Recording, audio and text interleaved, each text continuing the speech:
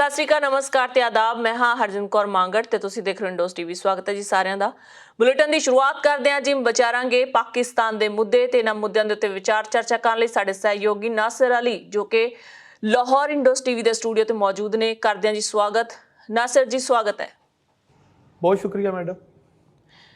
ਨਾਸਿਰ ਜੀ, ਮੁਲਤਾਨ ਦੇ ਕੋਲ ਕਸਬਾ ਮੀਆਂ ਚੰਨੂ ਹੈ ਜੀ ਕੋਈ, ਉੱਥੇ 300 ਵਿਅਕਤੀਆਂ ਵੱਲੋਂ ਇੱਕ ਵਿਅਕਤੀ ਦੇ ਪੱਥਰ ਮਾਰ ਕੇ ਮਾਰਨ ਦਾ ਮਾਮਲਾ ਸਾਹਮਣੇ ਆਇਆ। ਕੀ ਕਾਰਨ ਹੈ, ਕੀ ਘਟਨਾ ਵਾਪਰੀ ਹੈ ਤੇ ਉਸ ਵਿਅਕਤੀ ਨੂੰ ਕਿਉਂ ਮਾਰਿਆ ਗਿਆ? हाँ जी बिल्कुल, ਜ਼ਿਲ੍ਹਾ ਖਾਨੇਵਾਲ ਤੇ ਉਹਦਾ ਇੱਕ ਕਸਬਾ ਹੈਗਾ ਜੇ ਮੀਆਂ ਚੰਨੂ, ਜਿਹੜਾ ਕਿ ਮੁਲਤਾਨ ਦੇ ਕਰੀਬ ਹੈ। ਤੇ ਉੱਥੇ ਪਿਛਲੇ ਕੱਲ ਦੇ ਦਿਨ ਦੀ ਗੱਲ ਹੈ ਕਿ ਇੱਕ ਸ਼ਖਸ ਨੂੰ ਜਿਹੜਾ ਹੈਗਾ ਉਹ ਪੱਥਰ ਮਾਰ ਕੇ ਹਲਾਕ ਕਰ ਦਿੱਤਾ ਗਿਆ, ਉਹਨੂੰ ਮਾਰ ਦਿੱਤਾ ਗਿਆ। ਤੇ ਵਾਕਿਆ ਕੁਝ ਇਸ ਤਰ੍ਹਾਂ ਹੈ ਕਿ ਮੁਸ਼ਤਾਕ ਅਹਿਮਦ ਨਾਮੀ ਇਹ ਬੰਦਾ ਹੈ ਤੇ 16-17 ਸਾਲ ਤੋਂ ਜ਼ਿਹਨੀ ਮਰੀਜ਼ ਹੈ ਤੇ ਕਰਾਚੀ ਦੇ ਵਿੱਚ ਰਹਿ ਰਿਹਾ ਸੀ। ਤੇ ਕਰਾਚੀ ਤੋਂ ਬਾਅਦ ਉਹ ਵਾਪਸ ਆਪਣੇ ਇਲਾਕੇ 'ਚ ਆਪਣੇ ਆਬਾਈ ਗਾਉਂ ਦੇ ਵਿੱਚ ਆਇਆ, ਜਿੱਥੇ ਆ ਕੇ ਤੋਂ ਆਪਣੇ ਸੁਤੇਲੇ ਭਾਈ ਦੇ ਕੋਲ ਰਹਿ ਰਿਹਾ ਸੀ। ਤੇ ਉਹਦੇ ਜ਼ਿਹਨੀ ਮਰੀਜ਼ ਹੋਣ ਦੀ ਵਜ੍ਹਾ ਤੋਂ 4 ਸਾਲ ਪਹਿਲੇ ਉਹਦੀ ਬੇਗਮ ਨੇ, ਉਹਦੀ ਵਾਈਫ ਨੇ ਵੀ ਉਹਦੇ ਕੋਲ ਤਲਾਕ ਲੈ ਲਈ ਤੇ ਆਪਣੇ ਬੱਚਿਆਂ ਨੂੰ ਲੈ ਕੇ ਚਲੀ ਗਈ ਕਿ ਇਹ ਜ਼ਿਹਨੀ ਮਰੀਜ਼ ਹੈ। ਉਸ ਭਾਈ ਦਾ ਕਹਿਣਾ ਹੈ, ਉਹਦੇ ਭਾਈ ਦਾ ਕਹਿਣਾ ਹੈ ਕਿ ਇਹ ਘਰੋਂ ਸਿਗਰਟ ਲੈਣ ਗਿਆ ਸੀ ਤੇ ਸਿਗਰਟ ਲੈਣ ਗਿਆ ਤੇ ਵਾਪਿਸ ਨਹੀਂ ਆਇਆ। ਤੇ ਜਦੋਂ ਸ਼ਾਮ ਨੂੰ ਸਾਨੂੰ ਪਤਾ ਲੱਗਾ ਕਿ ਉਹਨਾਂ ਨੂੰ ਤੁਹੀਨ ਰਸਾਲਤ ਯਾਨੀ ਕਿ ਤੁਹੀਨ ਰਸਾਲਤ, ਉਸ ਤੋਂ ਬਾਅਦ ਤੁਹੀਨ ਕੁਰਾਨ ਪਾਕ ਦੇ ਇਲਜ਼ਾਮ ਦੇ ਵਿੱਚ ਉਹਨਾਂ ਨੂੰ ਜਿਹੜਾ ਉਹ ਕਤਲ ਕਰ ਦਿੱਤਾ ਗਿਆ ਇੱਕ ਹਜੂਮ ਵੱਲੋਂ। ਪੂਰਾ ਵਾਕਿਆ ਕੁਝ ਇਸ ਤਰ੍ਹਾਂ ਹੈ ਕਿ ਇੱਕ ਸ਼ਖਸ ਮੁਹੰਮਦ ਰਮਜ਼ਾਨ ਨੇ ਥਾਣੇ ਦੇ ਵਿੱਚ ਇੱਕ ਕੇਸ ਦਰਜ ਕਰਵਾਇਆ ਕਿ ਮਸਜਿਦ ਦੇ ਵਿੱਚੋਂ ਧੂੰਆਂ ਉੱਠਣ ਦਾ ਨਜ਼ਰ ਆ ਰਿਹਾ ਸੀ। ਜਦੋਂ ਅਸੀਂ ਗਏ ਤੇ ਉੱਥੇ ਇਹ ਸ਼ਖਸ ਜਿਹੜਾ ਹੈਗਾ ਸੀ ਉਹ ਕੁਰਾਨ ਨੂੰ ਫਾੜ ਕੇ ਤੇ ਉਹਨੂੰ ਜਲਾ ਰਿਹਾ ਸੀ। ਉਸ ਤੋਂ ਬਾਅਦ ਅਸੀਂ ਲੋਕਾਂ ਨੂੰ ਇਕੱਠਾ ਕੀਤਾ ਤੇ ਲੋਕਾਂ ਨੇ ਇਕੱਠੇ ਹੋ ਕੇ ਤੇ ਉਸ ਸ਼ਖਸ ਨੂੰ ਫੜਿਆ ਤੇ ਫੜ ਕੇ ਉਹਨੂੰ ਮਾਰਨਾ ਸ਼ੁਰੂ ਕਰ ਦਿੱਤਾ ਗਿਆ। ਤੇ ਮਾਰ ਕੇ ਤੇ ਉਹਦੀ ਲਾਸ਼ ਜਿਹੜੀ ਹੈਗੀ ਸੀ ਉਹ ਦਰਖਤ ਦੇ ਨਾਲ ਲਟਕਾ ਦਿੱਤੀ। ਤੇ ਉਸ ਤੋਂ ਬਾਅਦ ਉਹਦੀ ਲਾਸ਼ ਦੇ ਨਾਲ ਤਸਵੀਰਾਂ ਖਿਚਾਉਂਦੇ ਰਹੇ, ਉਹਨੂੰ ਮਾਰਦੇ ਰਹੇ, ਉਹਨੂੰ ਪੱਥਰ ਮਾਰਦੇ ਰਹੇ। ਤੇ ਉਸ ਤੋਂ ਬਾਅਦ ਜਦੋਂ ਪੁਲਿਸ ਨੇ ਇਸ ਦੇ ਵਾਕਿਏ ਦੇ ਖਿਲਾਫ ਕਾਰਵਾਈ ਕਰਨ ਲਈ ਪੁਲਿਸ ਜਦੋਂ ਆਈ ਹੈ ਤੇ ਉਹਨਾਂ ਨੇ ਆ ਕੇ ਉਸ ਸ਼ਖਸ ਨੂੰ ਉਹਦੀ ਲਾਸ਼ ਲੈਣ ਦੀ, ਆਪਣੀ ਤਹਿਵੀਲ 'ਚ ਲਾਸ਼ ਲੈਣ ਦੀ ਕੋਸ਼ਿਸ਼ ਕੀਤੀ ਤੇ ਲੋਕਾਂ ਨੇ ਪੁਲਿਸ ਉੱਤੇ ਵੀ ਪਥਰਾਓ ਕਰਨਾ ਸ਼ੁਰੂ ਕਰ ਦਿੱਤਾ, ਜਿਹਦੇ ਵਿੱਚ SHO ਜਿਹੜੇ ਹੈਗੇ ਸੀ ਉਹ ਵੀ ਸ਼ਦੀਦ ਜ਼ਖਮੀ ਹੋਏ। ਤੇ ਉਸ ਤੋਂ ਇਲਾਵਾ 2 ਪੁਲਿਸ ehਲਕਾਰ ਵੀ ਜ਼ਖਮੀ ਹੋਏ ਤੇ ਪੁਲਿਸ ਉਹਨਾਂ ਦੇ ਪੱਥਰ ਖਾ ਕੇ, ਉਹਨਾਂ ਦੇ ਸੋਟੇ ਖਾ ਕੇ ਪੁਲਿਸ ਵੀ ਵਾਪਸ ਥਾਣੇ ਚਲੀ ਗਈ। ਉਸ ਤੋਂ ਬਾਅਦ ਪੁਲਿਸ ਫਿਰ ਭਾਰੀ ਨਫਰੀ ਦੇ ਨਾਲ ਦੁਬਾਰਾ ਆਈ, ਦੁਬਾਰਾ ਆ ਕੇ ਤੇ ਲਾਸ਼ ਨੂੰ ਆਪਣੀ ਤਹਿਵੀਲ 'ਚ ਲਿਆ ਤੇ ਪੋਸਟਮਾਰਟਮ ਵਾਸਤੇ ਲਾਸ਼ ਭੇਜੀ। ਤੇ ਲਾਸ਼ ਦੀ ਜਿਹੜੀ ਪੋਸਟਮਾਰਟਮ ਰਿਪੋਰਟ ਸੀ ਉਹਦੇ ਵਿੱਚ ਇਹ ਦਿਖਾਇਆ ਗਿਆ ਕਿ ਉਹਦੀਆਂ ਬਹੁਤ ਸਾਰੀਆਂ ਹੱਡੀਆਂ ਟੁੱਟ ਗਈਆਂ ਸੀ ਤੇ ਉਹ ਪੱਥਰ ਮਾਰ ਕੇ ਉਸ ਸ਼ਖਸ ਨੂੰ ਹਲਾਕ ਕੀਤਾ ਗਿਆ। ਤੇ ਉਸ ਤੋਂ ਬਾਅਦ ਡੰਡੇ ਸੋਟਿਆਂ ਦੇ ਵਾਰ ਕੀਤੇ ਗਏ। ਤੇ ਜਦੋਂ ਲਾਸ਼ ਜਦੋਂ ਉਹ ਸ਼ਖਸ ਮਰ ਗਿਆ ਤੇ ਲਾਸ਼ ਦੇ ਉੱਪਰ ਵੀ ਤਸ਼ੱਦਦ ਕੀਤਾ ਗਿਆ ਤੇ ਲੋਕਾਂ ਨੇ ਬਹੁਤ ਜ਼ਿਆਦਾ ਗਮੋ ਗੁੱਸੇ ਦਾ ਇਜ਼ਹਾਰ ਵੀ ਕੀਤਾ।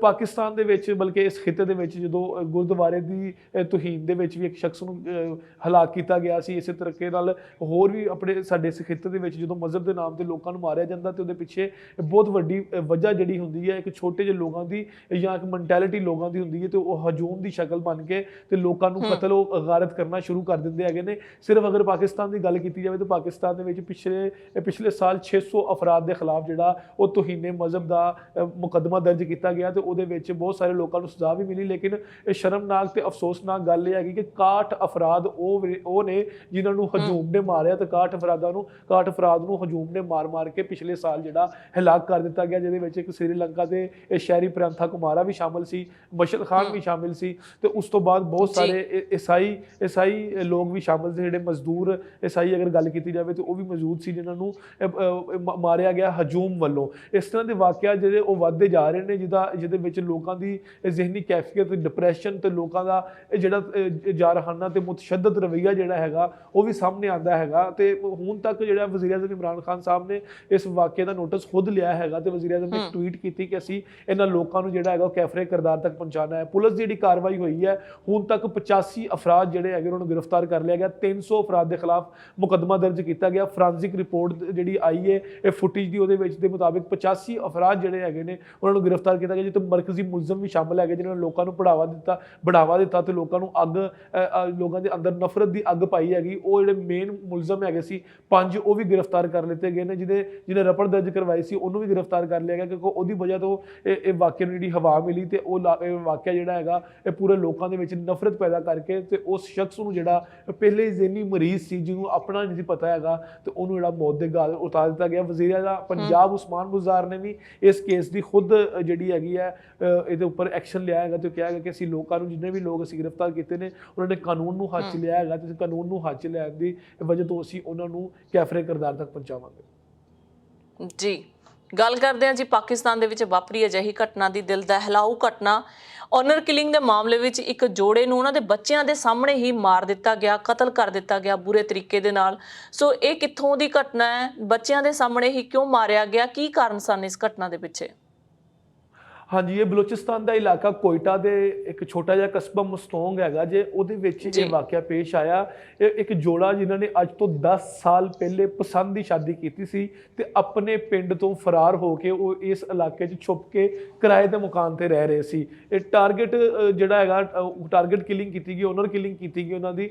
ਤੇ ਉਹ ਜਿਹੜਾ ਜੋੜਾ ਹੈਗਾ ਸੀ ਉਹ ਸਿੰਧ ਦੇ ਵਿੱਚੋਂ ਇਸ ਇਲਾਕੇ 'ਚ 10 ਸਾਲ ਪਹਿਲੇ ਆਇਆ ਸੀ ਤੇ ਉਹਨਾਂ ਨੇ ਪਸੰਦ ਦੀ ਸ਼ਾਦੀ ਕੀਤੀ ਸੀ। ਤੇ ਉਹਨਾਂ ਨੂੰ ਲੱਭਦੇ ਲਭਾਉਂਦਿਆਂ ਉਹਨਾਂ ਦੇ ਜਿਹੜੇ ਵਰਸਾ ਹੈਗੇ ਸੀ ਲੜਕੀ ਵਾਲੇ ਤੇ ਜਾਂ ਲੜਕੇ ਵਾਲੇ, ਹਾਲੇ ਤੱਕ ਇਹ ਨਹੀਂ ਪਤਾ ਚੱਲ ਰਿਹਾ ਕਿ ਕਿਹਨਾਂ ਨੇ ਆ ਕੇ ਮਾਰਿਆ ਹੈਗਾ। ਲੇਕਿਨ ਕੱਲ ਰਾਤ ਨੂੰ ਤਕਰੀਬਨ 10-11 ਵਜੇ ਜਿਹੜੇ ਨਾਮਾਲੂਮ ਅਫਰਾਦ, ਜਿਹੜੇ 2 ਤੋਂ 3 ਕਿਹਾ ਜਾ ਰਿਹਾ ਪੁਲਿਸ ਵੱਲੋਂ, ਉਹ ਘਰ ਦੇ ਵਿੱਚ ਦਾਖਲ ਹੋਏ ਤੇ ਬੱਚਿਆਂ ਦੇ ਸਾਹਮਣੇ ਉਹਨਾਂ ਨੇ ਮੀਆਂ ਬੀਵੀ ਦਾ ਦੋਵਾਂ ਦਾ ਗਲਾ ਕੱਟ ਕੇ ਤੇ ਉਹਨਾਂ ਨੂੰ ਮੌਤ ਦੇ ਘਾਟ ਜਿਹੜਾ ਉਤਾਰ ਦਿੱਤਾ, ਦੋਨਾਂ ਨੂੰ ਮਾਰ ਦਿੱਤਾ ਗਿਆ। ਇੱਕ ਅਜੀਬ ਜਿਹਾ ਵਾਕਿਆ ਹੈ ਕਿ 10 ਸਾਲ ਪਹਿਲੇ ਜਦੋਂ ਆਪਣੀ ਜ਼ਿੰਦਗੀ ਲੈ ਕੇ ਉਹ ਤੁਰ ਰਹੇ ਨੇ, ਜਦੋਂ ਉਹ 10 ਸਾਲ ਪਹਿਲਾਂ ਉਹਨਾਂ ਨੇ ਪਸੰਦ ਦੀ ਸ਼ਾਦੀ ਕੀਤੀ ਹੈਗੀ ਤੇ ਹੁਣ ਜਿਹੜਾ ਹੈਗਾ ਉਹਨਾਂ ਦੇ 3 ਬੱਚੇ ਹੋ ਗਏ ਹੈਗੇ ਨੇ, 2 ਬੇਟੀਆਂ ਸੀ, 1 ਬੇਟਾ ਸੀ ਉਹਨਾਂ ਦਾ, ਤੇ ਉਹਨਾਂ ਨੂੰ ਉਹਨਾਂ ਦੇ ਸਾਹਮਣੇ ਜਿਹੜਾ ਹੈਗਾ ਉਹਨਾਂ ਦੀ ਕਤਲ ਕੀਤਾ ਗਿਆ। ਬੱਚੇ ਛੋਟੇ ਸੀ, ਇਸ ਵਜ੍ਹਾ ਤੋਂ ਬੱਚੇ ਸਹੀ ਤਰ੍ਹਾਂ ਦੱਸ ਨਹੀਂ ਸਕੇ ਕਿ ਮੁਲਜ਼ਮ ਕੌਣ ਸੀ ਜਾਂ ਉਹ ਕਿਸ ਤਰ੍ਹਾਂ ਆਏ ਤੇ ਕਿਸ ਤਰ੍ਹਾਂ ਉਹਨਾਂ ਨੇ ਮਾਰਿਆ, ਕਿਉਂਕਿ ਛੋਟਾ ਬੱਚਾ ਇਹ ਕਿਸ ਤਰ੍ਹਾਂ ਦੱਸ ਸਕਦਾ ਹੈ, ਐਕਸਪਲੇਨ ਕਰ ਸਕਦਾ ਹੈਗਾ। ਲੇਕਿਨ ਪੁਲਿਸ ਨੇ ਜਿਹੜਾ ਹੈਗਾ ਨਾਮਾਲੂਮ ਅਫਰਾਦ ਦੇ ਖਿਲਾਫ ਮੁਕੱਦਮਾ ਦਰਜ ਕਰ ਲਿਆ ਤੇ ਕਿਹਾ ਇਹ ਜਾ ਰਿਹਾ ਕਿ ਇਹਨਾਂ ਨੂੰ ਬੜੇ ਅਰਸੇ ਤੋਂ ਜਿਹੜੇ ਵਰਸਾ ਹੈਗੇ ਸੀ, ਜਿਹੜੇ ਘਰ ਦੇ ਹੈਗੇ ਸੀ,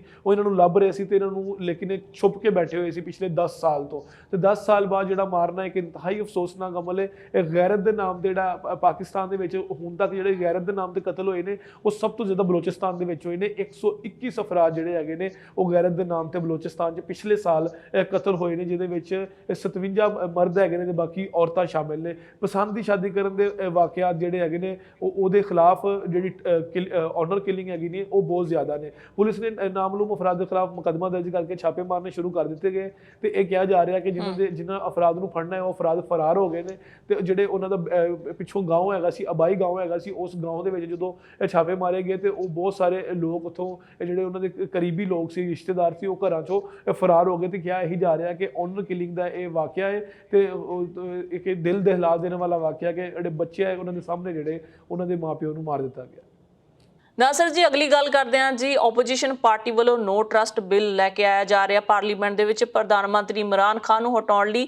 ਇਹ ਕਦੋਂ ਪਾਸ ਹੋਇਆ ਸੀ ਤੇ ਤੁਹਾਨੂੰ ਕੀ ਲੱਗਦਾ ਹੈ ਕਿ ਇਸ ਵਾਰ ਜਿਹੜੀ ਓਪੋਜੀਸ਼ਨ ਪਾਰਟੀ ਹੈਗੀ ਕਾਮਯਾਬ ਹੋ ਪਾਏਗੀ? ਹਾਂਜੀ, ਬਿਲਕੁਲ। ਜਿਹੜੀ ਲੇਟੈਸਟ ਖਬਰ ਹੈਗੀ ਉਹ ਇਹੀ ਹੈ ਕਿ ਆਪੋਜੀਸ਼ਨ ਨੇ ਬਹੁਤ ਤੇਜ਼ੀ ਦੇ ਨਾਲ ਮੁਲਾਕਾਤਾਂ ਦਾ ਸਿਲਸਿਲਾ ਜਾਰੀ ਕਰ ਦਿੱਤਾ, ਜਿਹਦੇ ਵਿੱਚ ਸਭ ਨਾਲੋਂ ਜ਼ਿਆਦਾ ਮੁਲਾਕਾਤਾਂ ਹਕੂਮਤ ਦੇ ਇਤਿਹਾਦੀਆਂ ਨਾਲ ਕਰ ਰਹੇ ਨੇ। ਪਾਕਿਸਤਾਨ ਮੁਸਲਿਮ ਲੀਗ ਕਾਫ ਦੇ ਜਿਹੜੇ ਰਹਿਨੁਮਾ ਹੈਗੇ ਚੌਧਰੀ ਪਰਵੇਜ਼ ਇਲਾਹੀ ਤੇ ਚੌਧਰੀ ਸ਼ੁਜਾਤ ਅਲੀ, ਉਹਦੇ ਨਾਲ 10 ਸਾਲ ਬਾਅਦ ਆਪੋਜੀਸ਼ਨ ਲੀਡਰ ਸ਼ਹਿਬਾਜ਼ ਸ਼ਰੀਫ ਨੇ ਉਹਨਾਂ ਦੇ ਘਰ ਜਾ ਕੇ ਮੁਲਾਕਾਤ ਕੀਤੀ, ਜਿੱਥੋਂ ਇਹ ਜ਼ਾਹਿਰ ਹੋ ਰਿਹਾ ਹੈ ਕਿ ਆਪੋਜੀਸ਼ਨ ਕਿੰਨੀ ਸੀਰੀਅਸ ਹੈ ਨੋ ਟਰਸਟ ਬਿੱਲ ਤਹਿਰੀਕ ਅਦਮ ਇਤਮਾਦ ਲਿਆਉਣ ਦੇ ਵਿੱਚ। ਇਸ ਤੋਂ ਪਹਿਲੇ ਜਿਹੜਾ ਹੈਗਾ ਆਪਣਾ ਪਰਵੇਜ਼ ਇਲਾਹੀ ਉਹਨਾਂ ਨੂੰ ਤੇ ਚੌਧਰੀ ਸ਼ੁਜਾਤ ਅਲੀ ਨੂੰ ਇਸ ਤੋਂ ਪਹਿਲੇ ਪੀਪਲਸ ਪਾਰਟੀ ਵੀ ਮਿਲ ਚੁੱਕੀ, ਜਿਹਦੇ ਵਿੱਚ ਆਸਫ ਜ਼ਰਦਾਰੀ ਨੇ ਮੁਲਾਕਾਤ ਕੀਤੀ। ਉਸ ਤੋਂ ਬਾਅਦ PDM ਦੇ ਜਿਹੜੇ ਸਰਬਰਾਹ ਹੈਗੇ ਨੇ ਮੌਲਾਨਾ ਫਜ਼ਲੁਰ ਰਹਿਮਾਨ, ਉਹ ਵੀ ਉਹਨਾਂ ਦੇ ਘਰ ਜਾ ਕੇ ਉਹਨਾਂ ਨੂੰ ਮਿਲ ਕੇ ਆਏ ਨੇ, ਕਿਉਂਕਿ ਚੌਧਰੀ ਪਰਵੇਜ਼ ਇਲਾਹੀ ਜਿਹੜੇ ਚੌਧਰੀ ਬਰਾਦਰਾਨ ਨੇ ਹਕੂਮਤ ਦੇ ਸਭ ਤੋਂ ਮਜ਼ਬੂਤ ਇਤਿਹਾਦੀ ਨੇ, ਉਹਨਾਂ ਦੇ ਕੋਲ ਜ਼ਿਆਦਾ ਸੀਟਾਂ ਨੇ, ਉਹਨਾਂ ਦੀ ਸੀਟਾਂ ਦੀ ਵਜ੍ਹਾ ਤੋਂ ਇੱਕ ਗਵਰਨਮੈਂਟ ਬਣੀ ਸੀ ਤੇ ਚੌਧਰੀ ਪਰਵੇਜ਼ ਇਲਾਹੀ ਨੂੰ ਪੰਜਾਬ ਦਾ ਸਪੀਕਰ, ਪੰਜਾਬ ਅਸੈਂਬਲੀ ਦਾ ਸਪੀਕਰ ਵੀ ਇਸੇ ਲਈ ਬਣਾਇਆ ਗਿਆ ਸੀ ਕਿਉਂਕਿ ਉਹਨਾਂ ਦੀ ਜਮਾਤ ਦੀ ਵਜ੍ਹਾ ਤੋਂ ਹਕੂਮਤ ਕਾਇਮ ਹੋਈ ਸੀ। ਉਸ ਤੋਂ ਬਾਅਦ ਹਕੂਮਤ ਜਿਹੜੇ ਦੂਸਰੇ ਇਤਿਹਾਦੀ ਹੈਗੇ ਨੇ ਉਹ ਆਜ਼ਾਦ ਉਮੀਦਵਾਰ ਤੇ ਇਸ ਤੋਂ ਇਲਾਵਾ ਜਿਹੜੇ MQM ਹੈਗੀ ਹੈ ਕਰਾਚੀ ਦੇ ਵਿੱਚ ਬੜੀ ਸਰਗਰਮ ਨੇ, ਮੁਤਹਦਾ ਕੌਮੀ ਮੂਵਮੈਂਟ, ਉਹਨਾਂ ਦੇ ਜਿਹੜੇ ਇਤਿਹਾਦੀ ਹੈਗੇ ਨੇ ਉਹਨਾਂ ਨੂੰ ਵੀ ਆਪੋਜੀਸ਼ਨ ਜਾ ਕੇ ਮਿਲ ਰਹੀ ਹੈ ਤੇ ਉਹਨਾਂ ਨਾਲ ਗੱਲਬਾਤ ਕਰ ਰਹੀ ਹੈ ਤੇ ਨੋ ਟਰਸਟ ਬਿੱਲ ਲਿਆ ਕੇ ਤੇ ਵਜ਼ੀਰ ਆਜ਼ਮ ਇਮਰਾਨ ਖਾਨ ਨੂੰ ਵਕਤ ਤੋਂ ਪਹਿਲੇ ਨਾਅਹਿਲ ਕਰਾਰ ਦੇ ਕੇ ਤੇ ਉਹਨਾਂ ਦੇ ਖਿਲਾਫ ਜਿਹੜਾ ਹੈਗਾ ਇੰਤਖਾਬਾਤ ਕਰਵਾਉਣੇ ਹੈਗੇ ਨੇ। ਤੇ ਇੰਨੀ ਸੀਰੀਅਸ ਹੈ ਜਿਹੜੀ ਤਹਿਰੀਕ ਅਦਮ ਇਤਮਾਦ ਬਿੱਲ ਲਿਆਉਣ ਤੇ ਆਪੋਜੀਸ਼ਨ ਕਿ ਉਹਨਾਂ ਨੇ ਆਪਣੇ ਵਜ਼ੀਰ ਆਜ਼ਮ ਜਿਹੜੇ ਅਬੂਰੀ ਹਕੂਮਤ ਦੇ ਵਜ਼ੀਰ ਆਜ਼ਮ ਨੇ ਉਹਨਾਂ ਦੇ ਨਾਮ ਚੁਣਨੇ ਵੀ ਸ਼ੁਰੂ ਕਰ ਦਿੱਤੇ ਨੇ। ਨੇ ਜਿਹੜੀਆਂ ਹੁਣ ਤੱਕ ਇਤਲਾਤ ਆਈਆਂ ਨੇ, ਪੀਪਲਸ ਪਾਰਟੀ ਜੀ। ਨੇ ਖੁਰਸ਼ੀਦ ਸ਼ਾਹ ਤੇ ਰਾਜਾ ਪਰਵੇਜ਼ ਅਸ਼ਰਫ ਦਾ ਨਾਮ ਤਜਵੀਜ਼ ਕੀਤਾ ਹੈ ਕਿ ਅਗਰ ਤਹਿਰੀਕੇ ਅਦਮ ਇਤਮਾਦ ਨੋ ਟਰਸਟ ਬਿੱਲ ਲਿਆ ਕੇ ਵਜ਼ੀਰ ਆਜ਼ਮ ਇਮਰਾਨ ਖਾਨ ਨੂੰ ਅਗਰ ਡਿਸੇਬਲ ਕੀਤਾ ਜਾਂਦਾ, ਉਹਨਾਂ ਨੂੰ ਉਤਾਰਿਆ ਜਾਂਦਾ ਹੈਗਾ, ਤੇ ਉਸ ਤੋਂ ਬਾਅਦ ਅਸੀਂ ਜਿਹੜਾ ਹੈਗਾ ਇਹਨਾਂ ਨੂੰ ਇਹ ਜਿਹੜੇ ਵਜ਼ੀਰ ਆਜ਼ਮ ਹੈਗੇ ਨੇ ਜਿਹੜੇ ਅਬੂਰੀ ਹੁਕੂਮਤ ਵਾਸਤੇ, ਇਹ ਦੋ ਨਾਮ ਜਿਹੜੇ ਖੁਰਸ਼ੀਦ ਸ਼ਾਹ ਤੇ ਰਾਜਾ ਪਰਵੇਜ਼ ਅਸ਼ਰਫ, ਅਸੀਂ ਇਹਨਾਂ ਦੇ ਨਾਮ ਤੇ ਗੌਰ ਕਰਾਂਗੇ ਕਿ ਇਹਨਾਂ ਨੂੰ ਅਬੂਰੀ ਹੁਕੂਮਤ ਦਾ ਵਜ਼ੀਰ ਆਜ਼ਮ ਬਣਾਇਆ ਜਾਵੇ। 1999 ਦੇ ਵਿੱਚ 1989 ਦੇ ਵਿੱਚ ਸਭ ਤੋਂ ਪਹਿਲਾਂ ਬੇਨਜ਼ੀਰ ਭੁੱਟੋ ਦੇ ਖਿਲਾਫ ਜਿਹੜਾ ਹੈਗਾ ਇਹ ਤਹਿਰੀਕ ਲਿਆਈ ਗਈ ਸੀ, ਜਦੋਂ ਜ਼ਿਆਉਲ ਹਕ ਦੀ ਮੌਤ ਤੋਂ ਬਾਅਦ ਨਵੇਂ ਆਰਮੀ ਚੀਫ ਬਣੇ ਸੀ ਅਸਲਮ ਬੇਗ, ਤੇ ਉਹਨਾਂ ਨੇ ਆ ਕੇ ਆਮ ਇੰਤਖਾਬਾਤ ਦਾ ਐਲਾਨ ਕੀਤਾ। ਤੇ ਉਹਦੇ ਵਿੱਚ ਜਦੋਂ ਵਜ਼ੀਰ ਆਜ਼ਮ ਬੇਨਜ਼ੀਰ ਭੁੱਟੋ ਮੁੰਤਖਬ ਹੋਈ ਤੇ ਆਪੋਜੀਸ਼ਨ ਨੇ ਉਦੋਂ ਵੀ ਤਹਿਰੀਕੇ ਅਦਮ ਇਤਮਾਦ ਦਾ ਬਿੱਲ ਲਿਆਂਦਾ ਸੀ, ਨੋ ਟਰਸਟ ਬਿੱਲ। ਹੁਣ ਜਿਹੜਾ ਹੈਗਾ ਇਹ ਕਿਹਾ ਜਾ ਰਿਹਾ ਕਿ ਵਜ਼ੀਰ ਆਜ਼ਮ ਦੇ ਖਿਲਾਫ ਇਹ ਬਿੱਲ ਜਿਹੜਾ ਹੈਗਾ ਉਹ ਕੋਸ਼ਿਸ਼ ਇਹੀ ਹੈ ਕਿ ਪਾਸ ਕਰਵਾ ਲਿਆ ਜਾਵੇ, ਕਿਉਂਕਿ ਇਸ ਟਾਈਮ ਗਵਰਨਮੈਂਟ ਦੀ ਜਿਹੜੀ ਕਾਰਕਰਦਗੀ ਹੈਗੀ ਬਿਲਕੁਲ ਸਿਫਰ ਹੈ, ਤੇ ਵਜ਼ੀਰ ਆਜ਼ਮ ਇਮਰਾਨ ਖਾਨ ਦੀ ਹਕੂਮਤ ਜਿਹੜੀ ਹੈਗੀ ਉਹ ਮਹਿੰਗਾਈ ਨੂੰ ਰੋਕਣ ਲਈ, ਦਹਿਸ਼ਤਗਰਦੀ ਨੂੰ ਰੋਕਣ ਲਈ ਬਿਲਕੁਲ ਨਾਕਾਮ ਨਜ਼ਰ ਆ ਰਹੀ ਹੈ, ਤੇ ਆਪੋਜੀਸ਼ਨ ਜਿਹੜੀ ਹੈਗੀ ਇਤਿਹਾਦੀਆਂ ਨੂੰ ਮਿਲਾ ਕੇ ਇਹ ਬਿੱਲ ਜਿਹੜਾ ਹੈਗਾ ਪਾਸ ਕਰਵਾਉਣਾ ਚਾਹ ਰਹੀ ਹੈ, ਜਦਕਿ ਹਕੂਮਤ ਜਿਹੜੀ ਹੈਗੀ ਆ ਉਹ ਬਿਲਕੁਲ ਮੁਤਮਈਨ ਹੈ। ਹਕੂਮਤ ਦਾ ਕਹਿਣਾ ਕਿ ਇਹ ਆਪੋਜੀਸ਼ਨ ਬਿੱਲ ਲਿਆ ਨਹੀਂ ਸਕਦੇ, ਕਿਉਂਕਿ ਜਿਹੜੇ ਸਾਡੇ ਇਤਿਹਾਦੀ ਹੈਗੇ ਉਹ ਸਾਡੇ ਨਾਲ ਹੈ, ਤੇ ਅਸੀਂ ਜਿਹੜੀ ਹਕੂਮਤ ਹੈਗੀ ਹੈ 2023 ਤੱਕ ਚੱਲਦੀ ਰਹੇਗੀ ਤੇ ਆਪਣਾ ਟੈਨੋਰ 5 ਸਾਲ ਜਿਹੜੇ ਹੈਗੇ ਪੂਰਾ ਕਰੇਗੀ। ਜੀ, ਬਹੁਤ ਸ਼ੁਕਰੀਆ ਸਾਰੀ ਜਾਣਕਾਰੀ ਦੇ ਲਈ ਨਾਸਿਰ ਅਲੀ ਜੀ। ਮਿਲਦੇ ਹਾਂ ਜੀ ਕੱਲ ਨੂੰ, ਧੰਨਵਾਦ ਤੁਹਾਡਾ। ਬਹੁਤ ਸ਼ੁਕਰੀਆ। ਸੋ ਦਰਸ਼ਕੋ, ਸਮਾਂ ਚਲਿਆ ਤੁਹਾਡੇ ਤੋਂ ਵੀ ਇਜਾਜ਼ਤ ਲੈਣ ਦਾ। ਦੇਖਦੇ ਰਹੋ ਇੰਡਸ ਟੀਵੀ ਆਸਟ੍ਰੇਲੀਆ। ਧੰਨਵਾਦ।